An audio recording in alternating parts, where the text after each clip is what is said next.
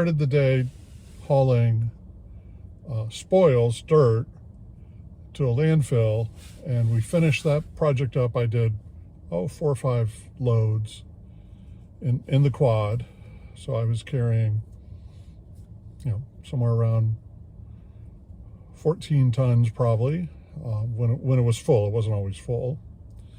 And then we finished up that site. The crew I was working with, the construction crew, moved a couple of critical pieces of equipment across the interstate to the median, and I started pulling in there.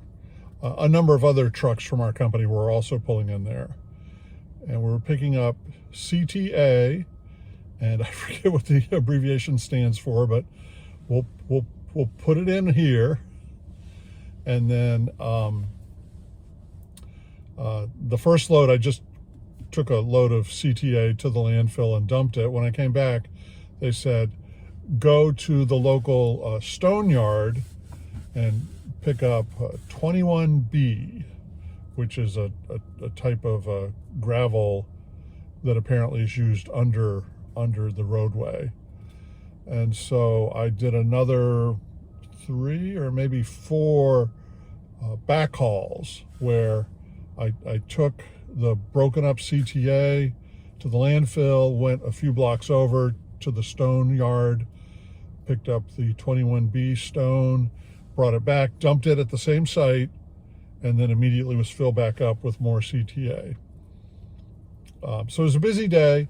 I got disrupted in the middle with the change of what we were carrying, not because it was difficult to carry, but because I couldn't find the stone yard.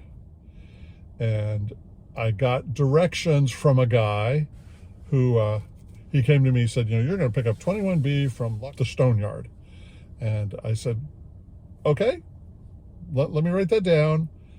And as I finished writing, I said, can you tell me where the stone yard is? And he said, no, I can't. I'm from Massachusetts and I have no idea. So he went over to some of the other guys on the construction crew, and he came back and he said, it's on thus and such a road. Just when you come out of the landfill, go that way. I said to him, I'll find it. I'll make my way back. You'll see me again today. Well, I headed to the stone yard, and it was a little more difficult to find than I expected. I had the name of the road, and it was a road I was familiar with. I was very unclear on what go this way meant, so I looked it up on GPS, which is always a dangerous thing if you're a dump truck driver. And the GPS gave me a definitive street number and driving directions there from the landfill. Okay, great. Not great, because it had the wrong street address. And when I got to the road, the go this way took me one way, and I'm like, well, this isn't right. I'm not getting any closer to that street address. So I turned around and then went back down the road looking for the street number. The road took a turn that I had not been down before, at least not for this purpose of finding the stone quarry. And I went down that turn. It says, dead end, no turnaround. It's like, oh, that is not a good sign when you're driving a quad. But it turned out the dead end was not exactly a dead end. There was a circle there and a business that had a nice gravel driveway with a pretty wide opening. And so I was able to back in there as well. So after turning around the second time, I went further.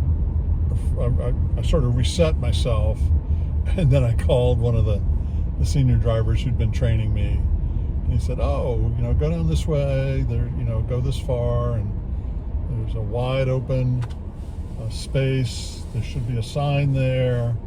And sure enough, I was on the right road the first time I turned around, if I'd only gone another half a mile, 3/4 of a mile further, it would have been perfect. I would have been right there.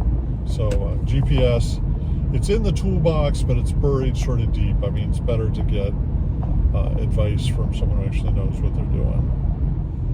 The second lesson I learned was when I have a way to get somewhere that I'm confident of, that's a better choice. And let me tell you that part of the story. My colleague who guided me back to the work site did a great job, and he had the most efficient route to get there. When I was following him, I was really focused on following him and not rear-ending him, two competing things at times. So I noticed the turns, but I wasn't super confident of the turns. But from the stone yard, I knew how to get back to the landfill. And from the landfill, I knew how to get to the job site. And so I thought the discreet and appropriate thing to do was to take the route that I was 100% confident of. And that's what I did for the rest of the day. I'm sure I could have gotten, well, I don't know if I could have gotten another run in or not, because they signed me out right at 3:30, which was the sort of expected sign out time. So I might have gotten another run in, or I may have missed a run because I missed a turn and ended up wandering around, random streets, trying to figure out the best way back to the job site. So that's the tale of my first day out on my own, or really my second day out on my own, but my first day out on my own working a construction site. And this was it was a good day. It was fun.